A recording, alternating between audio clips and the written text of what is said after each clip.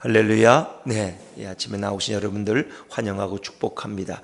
오늘도 주님의 인도가 여러분의 인생 속에 늘 동행하시기를 주의 이름으로 축원합니다. 자, 오늘 우리가 읽은 이 성경에 보면 인도라는 말이 몇 번 나오죠. 11절에도 그 길로 인도하지 아니하셨으니, 18절에 중간에 백성을 인도하심에 또 21절에도 보니까 여호와께서 그들 앞에서 가시면 낮에는 구름 기둥으로 그들의 길을 뭐 하시고? 인도하시고. 그렇습니다. 우리 하나님은 우리의 인생길을 인도하시는 주님인 것을 믿으시길 바랍니다. 주님 바로 그런 분이십니다. 그래서 우리 그리스도인들은 주님의 인도를 날마다 받는 거죠. 그래서 우리는 때로 우리가 인생길을 갈 때마다 우리가 자주 기도하지 않고 자주 예배하지 않을 때 늘 그런 불안이 생겨. 내가 이 길이 맞나? 내가 가는 길이 지금 확실한 건가? 내가 잘못 가고 있는 거 아닌가? 이런 생각들. 혹은 또 내가 이 동탄으로 이사 오는 게 맞는가? 이게 내가 잘못 온 거 아닌가? 왜 집값도 오르지도 않고 이거 큰일 났네? 이런 생각이 들지 않습니까? 이 등산을 가면 어떻습니까? 우리가 어떤 생각했던 목적지까지 가야 되는데 빨리 그곳이 나오지 않고 힘들고 지칠 때 내가 잘못 오고 있는 거 아닌가? 누가 나한테 길을 잘못 알려준 거 아닐까? 늘 이런 생각이 드는 것이죠. 왜? 우리는 늘 쉽고 편한 길을 찾기 때문입니다. 그래서 어떤 목적지를 갈 때 너무 쉽게 잘 찾아가서 하나님이 인도하셔서 할렐루야 이렇게 말하지만 그 길이 나오지도 않고 고생만 하고 이상하게 목적지가 나오지 않을 때 잘못 우리가 여보 아침에 우리 기도하고 출발했잖아. 아니 그래도 우리가 하나님의 음성을 잘못 들을 수도 있잖아. 늘 이런 생각. 우리는 우리 인생이 가는 길에 대해서 늘 이렇게 불편하게 여기고 또 의심이 되고 또 걱정할 때가 있는 것입니다. 정말 주님이 인도하시는 제일 좋은 길, 가장 적합한 길은 어떤 길일까? 우리가 한번 생각하면 좋을 것 같습니다. 자, 우리 17절 말씀을 다시 한번 읽어볼까요? 17절 말씀입니다. 17절 시작. 바로가 백성을 보낸 후에 블레셋 사람의 땅의 길은 가까울지라도 하나님이 그들을 그 길로 인도하지 아니하셨으니 이는 이 백성이 전쟁을 하게 되면 마음을 돌이켜 애굽으로 돌아갈까 하셨음이라. 아멘. 우리 가장 멍청한 그럼 뭐예요? 가까운 길을 두고 왜 먼 길로 인도하냐는 거예요. 가까운 길이 있는데. 보니까 바로가 백성을 보낸 후에 블레셋 사람의 땅의 길은 가까울지라도 하나님이 그들을 그 길로 인도하지 아니하셨으니. 아니 가까운 길이 있는데 지금 그들은 가나안 땅으로 가는 거예요. 가나안 땅을 가는데 만약 그들이 이 블레셋 사람의 길을 따라가면 가까워요. 아주 가까운 길이에요. 근데 하나님은 가까운 길로 인도하지 아니하셨다는 거예요. 그 길은 가까울지라도 하나님이 그들을 그 길로 인도하지 아니하셨다. 그건 이유가 있는 거예요. 왜? 이들이 블레셋을 거쳐가다 보면 블레셋의 큰 5도시를 거쳐야 되고 그런 블레셋과 전쟁을 치르게 될 것입니다. 블레셋은 그때부터 이미 철로 무장한 그런 나라입니다. 전쟁에 능한 그런 나라입니다. 블레셋의 골리앗 보십시오. 그런 장수들이 이미 블레셋은 있었다는 것입니다. 그런데 어떻게 이스라엘은 전쟁 한번 해보지 않고 노예 생활만 하고 벽돌만 굽던 그들이 무슨 칼이 있고 갑옷이 있어서 전쟁을 치를 수 있겠느냐? 하나님이 판단하실 때 전쟁을 하게 되면 마음이 돌이킬까 봐. 야 이거 우리가 전쟁하다 죽는 거 아니야 이거? 그냥 애굽으로 가자. 생명을 부지하는 게 좋지. 전쟁하다 죽으면 무슨 의미가 있느냐? 그들이 그렇게 생각할 것을 이미 하나님은 아셨다는 거죠. 그래서 그들은 가까운 길로 전쟁을 치러야 되는 그 길로 인도하지 않고 오히려 돌아가는 길이 어떤 길이에요? 홍해 광야길이에요. 자, 18절 말씀 읽어볼까요? 18절입니다. 시작. 그러므로 하나님이 홍해 광야길로 돌려 백성을 인도하심에 이스라엘 자손이 애굽 땅에서 대열을 지러 나올 때에 홍해 광야길로 돌렸다는 거예요. 뺑뺑이 길로. 때로 우리가 가는 길이 돌아가는 길이 될 수 있습니다. 먼 길이 될 수 있어요. 근데 하나님은 그 길로 우리를 인도하신다. 왜? 이스라엘 백성의 그 길이 가장 적합했기 때문에. 그들이 아직 전쟁을 모르고 아직 연단되지 않았기 때문에 그들이 이제 갑자기 나와서 마음의 준비도 되지 않았어요. 갑자기 전쟁을 만나면 내가 전쟁하다 죽을 일이 있냐? 돌아가자. 우린 전쟁 못해. 그러나 그들이 광야에 이제 1년, 2년 살아가면서 그들은 전쟁을 경험하게 되고 힘든 일도 이겨나가면서 하나님이 함께 하시면 우리는 할 수 있지. 이런 믿음이 생겨나지 않겠습니까? 그래서 하나님은 그들을 연단시키기 위해서 오히려 가까운 길이 아니라 먼 길, 홍해 광야 길로 그들을 돌려서 인도하셨다. 그래서 우리가 가는 길이 정말 가장 좋은 길인지 아무도 몰라요. 좀 좋은 표현은 아닙니다만은 가끔 비행기 사고가 나지 않습니까? 근데 비행기가 떨어지는 비율은 지상에서 교통사고 나서 죽는 비율보다 훨씬 적다는 거 아세요? 그러니까 제일 안전한 교통이 비행기예요, 여러분. 제일 사고가 안 나는 게 비행기예요. 그렇게 생각하시면 됩니다. 근데 그런 비행기도 가끔씩 사고가 날 때가 있어요. 그래서 어떤 사람이 목포를 가야 되는데 막 급하게 공항으로 달려갔는데 그날따라 교통체증이 심해가지고 비행기를 못 탔어. 이분은 집사님이야. 하나님 오늘 가서 꼭 계약해야 되는데 큰일 났습니다. 이 큰 계약한 건인데 비행기를 못 탔어. 하나님 이럴 수 있느냐고. 길을 좀 비켜주시지 그래. 나를 이렇게 계약도 못하고 이게 뭐냐고 말이야. 불평합니다. 그러나 잠시 후 1시간 후에 그가 뉴스를 보는 순간 큰 충격을 받았어요. 목포공항에 도착하기 전에 그 비행기가 불시착했는데 언덕에 떨어져서 저는 사망한 엄청난 일을. 그때서야 하나님이 내 생명을 살리려고, 내가 아직 쓸 데가 있어서 내 생명을 보호하시려고 비행기를 못하게 하셨구나. 여러분, 그런 일을 경험할 때 그때서야 우리는 깨닫게 되는 것입니다. 우리가 뭔가 물질적으로 손해를 보고 계획했던 대로 되지 않을 때 우리는 불평하면 하나님이 도대체 내 기도를 들으시는 거야 뭐야 말이. 그러나 하나님은 우리에게 가장 선한 길로 인도하시다. 우리는 그걸 모르기 때문에 불평할 때가 너무나 많다는 것입니다. 어떤 분들을, 저는 그런 분들을 우리 교회는 많이 봤어요. 목회하면서 어디가 아파, 목사님 이렇게 왜 몸이 아픈지 모르겠어요. 여기도 아프고 저기도 아프고. 그래서 그분은 병원을 자주 가. 근데 정말 작은 수술을 하게 돼서 병원을 갔는데 그 수술을 하기 위해서 다른 검사를 몇 가지 하다 보니까 사실 그 수술은 별거 아닌데 하다 보니까 미처 지금까지 발견하지 못했던 더 큰 병을 발견하게 됐다. 그래서 돌아와서는 너무 감사한 거예요. 이거 수술하러 안 갔으면 나 빨리 죽을 뻔했다고.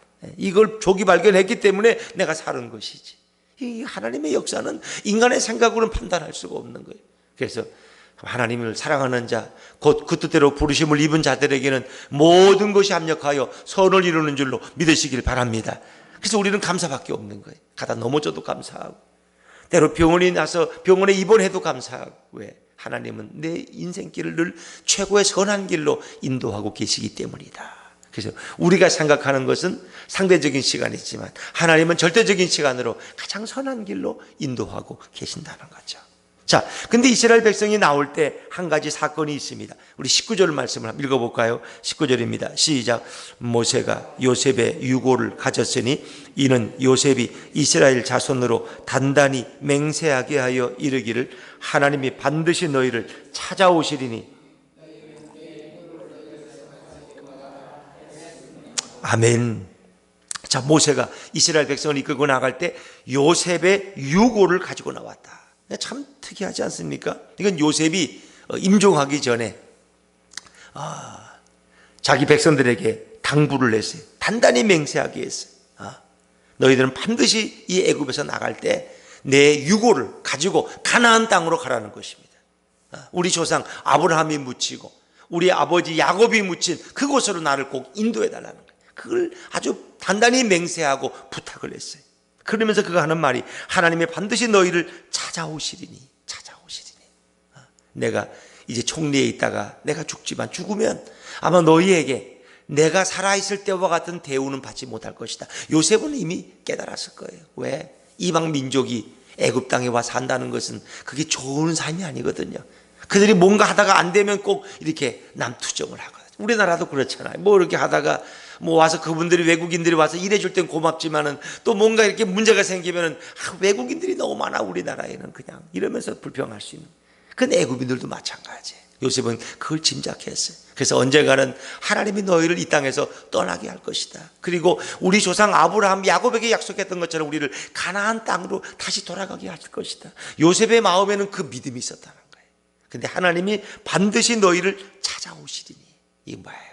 하나님이 찾아오셔야 그들이 다시 가나안으로 돌아가게 되는, 애굽을 떠나게 되는 거예요. 요셉은 장차 300년 후에 일어날 일을 이미 예측하고 있었다는 거죠. 그는 기도하는 하나님의 사람이었어요. 그리고 자기 조상들에게 주신 하나님의 그 약속을 반드시 믿고 있었다는 거예요. 하나님이 반드시 너희를 찾아오시리니 그때 너희는 내 유고를 여기서 가나안 땅으로 가지고 가라는 것입니다. 여러분, 요셉은 죽었지만은 그는 이미 미래를 바라보았던 믿음의 사람, 말씀의 사람이었음을 믿으시기 바랍니다. 왜? 하나님이 요셉과 함께 하셨기 때문에. 요셉이 한 사람이 인격이 훌륭하고 지혜가 뛰어난 것이 아니라 하나님이 그와 함께 하셨어요.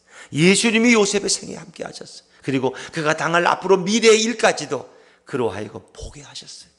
그래서 요셉은 당당하게 자기 후손들에게 자기 가족을 모아놓고 반드시 하나님이 너희를 찾아오실 것이다. 찾아온다는 건 너희를 이 땅에서 구원해서 다시 가나안 땅으로 돌아가게 할 것이다. 이 믿음이 있었다는 거예요. 여러분. 그렇습니다. 우리는 오늘도 우리 자녀들을 바라보면서 하나님이 너희를 돌보실 거야. 하나님이 너희의 인생길을 인도하실 거야. 이 확신을 꼭 가질 수 있기를 주의 이름으로 축원합니다. 자녀들을 위한 여러분의 기도 가운데 하나님은 분명히 확신을 주시고 말씀하신다는 거예요.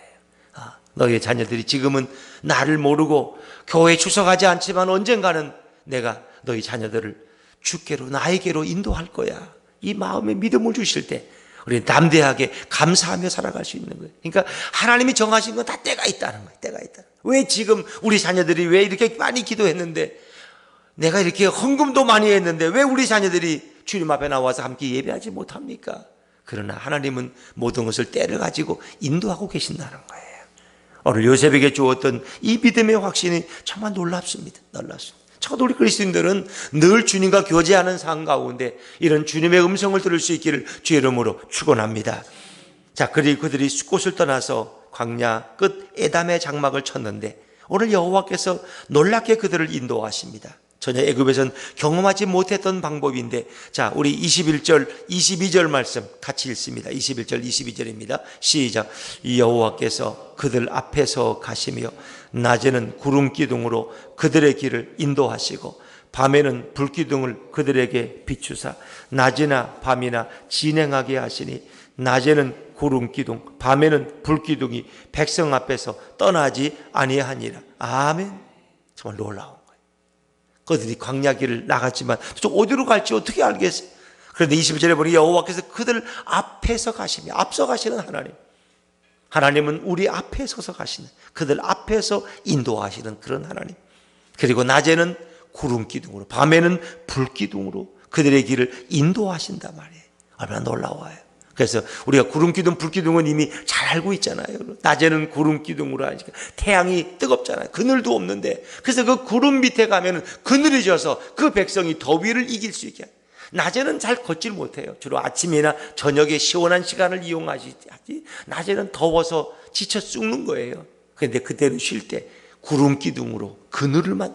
요즘 며칠 동안 이렇게 구름이 있어서 요즘 굉장히 태양이 안 비치니까 굉장히 참 우리가 시원하게 생활했는데 어제는 또 이렇게 태양이 좀 비치더라고요. 네. 여러분, 하나님은 구름 기둥을 동원해서 그들의 그늘로 보호하신다. 또 밤에는 불 기둥으로, 밤이 되면 추워요. 불 기둥이 와 있으면은 따뜻하게 보온이 돼요. 또 맹수들이 달려들지 못하도록 불 기둥이 있으면 감히 맹수들이 달려들지 못해 보호해 주시는 것입니다. 그리고 그것이 그들의 인도의 안내표가 되는 거죠. 그래서 밤에는, 만약 밤에 행진할 때는 불기둥이 앞서가니까 불기둥을 따라가는, 낮에는 구름 기둥을 보고 따라가는 거예요. 하나님이 우리를 인도하시는 방법 정말 놀랍지 않습니까? 어떻게 이런 고백이, 어떤 분들은 뭐 좀 시원치 않은 주석가들은 뭐 별소리를 다 해요. 이거는 진짜 구름 기둥 불 기둥이 아닐 거고 그들이 뭔가 착각을 했을 것이다, 뭐 이런 엉뚱한 얘기들. 여러분, 그건 다 거짓말입니다. 하나님은 실제로 구름 기둥과 불 기둥으로 인도하셨음을 믿으시기 바랍니다. 이건 한두 명의 고백이 아닌 것입니다. 여러분, 200만의 인구가 그것을 보고 따라간 거예요. 여러분, 하나님은 오늘도 구름 기둥 불 기둥으로 인도하신다.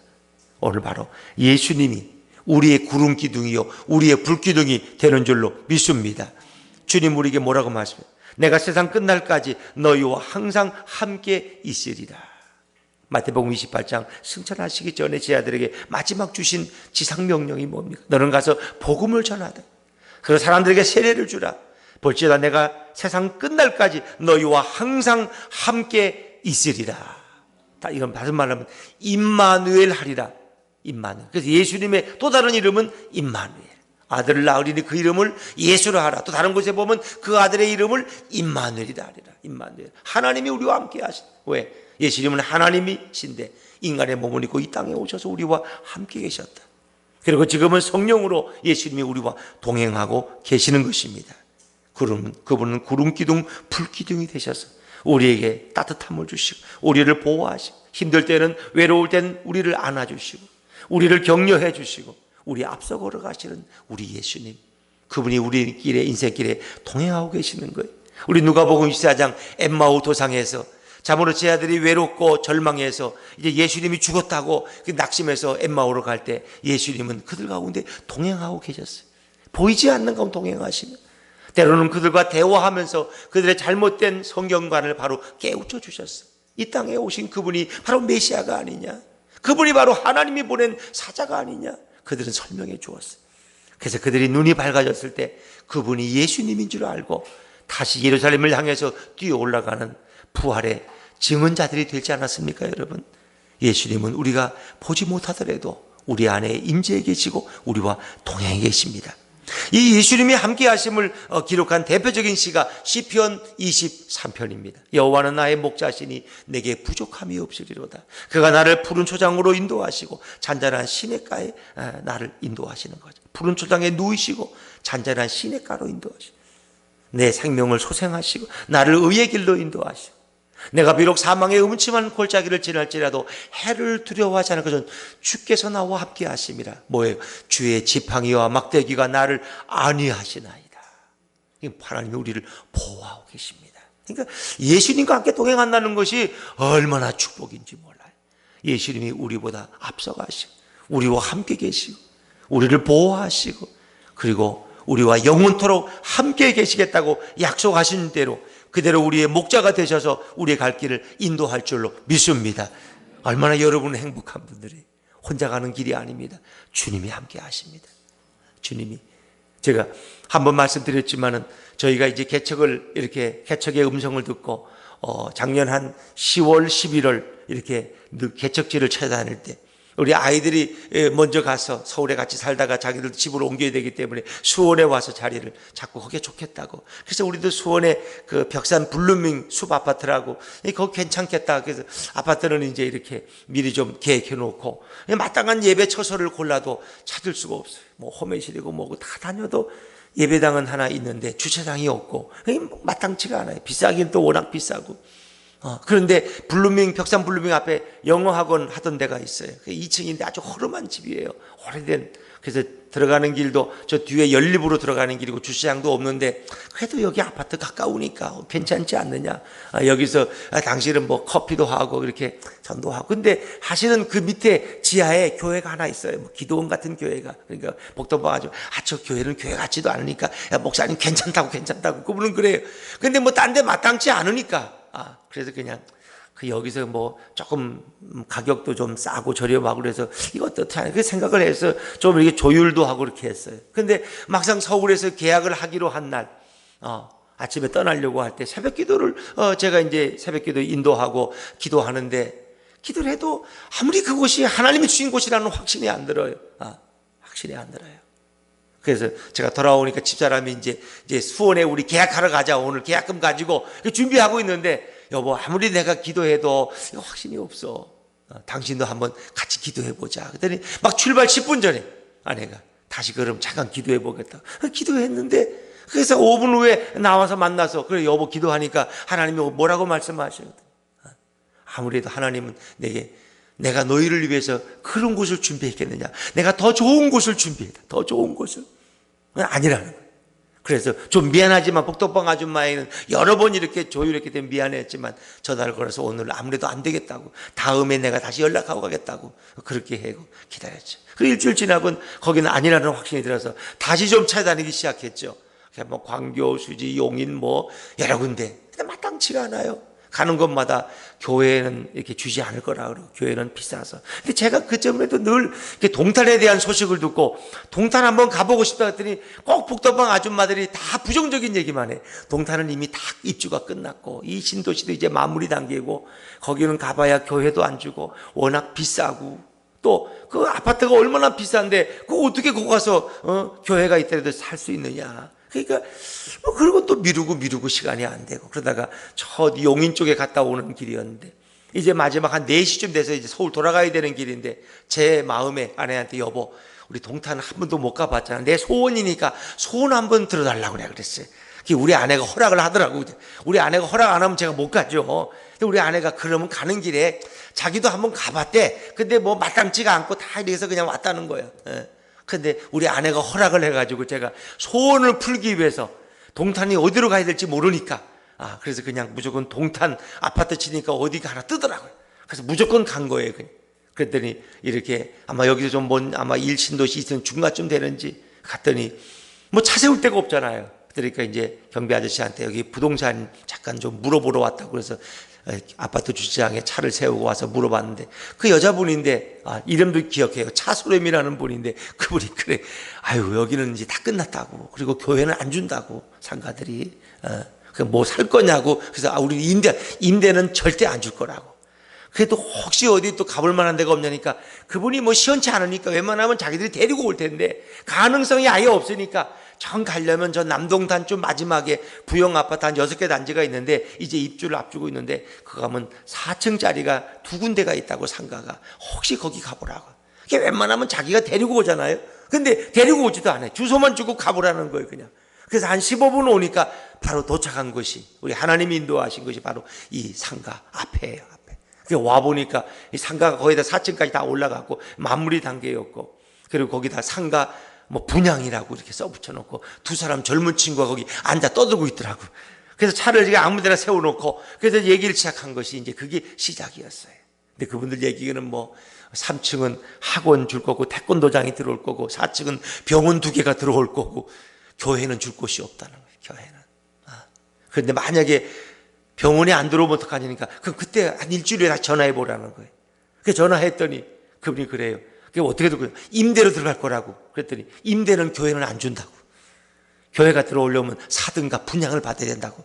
자, 하여튼 어쨌든 그러나 그렇게 해서 얘기가 시작돼서 오늘 여기에서 이렇게 예배 드리고 있는 줄로 믿습니다. 5개월 전에 다 처음 동탄이라는 건 처음 왔는데 어떻게 거기서 그곳이 바로 우리 예배 처소가 되고 여기서 이렇게 여러분을 만나서 예배 드릴 수 있었을까? 이건 놀라운 일이에요. 저는 하나님이 인도하셨다고 믿습니다. 동탄에 와서 2번도 아니고 3번도 아니고 처음 와서 본 곳이 바로 이곳이었고 이곳에 제가 저 앞에 상가가 있길래 그래서 아니 여기 교회 주면 저기 또 교회 들어오면 어떡할 거 했더니 자기들은 절대 안 줄 거래. 그냥 그거래야 뭐 누가 알겠습니까? 들어와도 할 수 없는 거죠. 그러나 그럼에도 불구하고 저는 이곳이 우리 주님이 예비하신 곳이다. 이곳에 오지 않았더라면 제가 어떻게 여러분을 알겠어요? 이영조 집사님 부부를 무슨 수로 알고 송기재 집사님 가정을 어떻게 알겠어요? 장 집사님을 어떻게 알고 김권사님 이 집사님을 어떻게 알겠어요? 여러분 이렇게 이곳으로 인도하신 분이 주님인 줄로 믿습니다. 주님 오늘도 우리의 갈 길을 인도하고 계십니다. 그분이 바로 우리 예수님이십니다. 오늘 예수님과 동행하는 축복의 하루 되시기를 주의 이름으로 축원합니다. 기도하겠습니다. 하나님